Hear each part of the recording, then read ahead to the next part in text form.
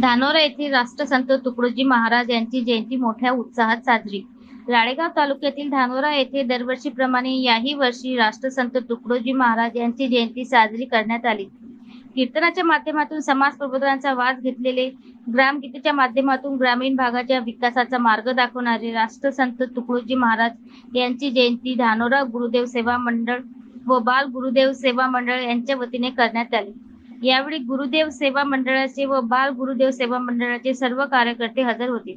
Prime media 24 साठी विदर्भ प्रतिनिधी संजय करवटकर।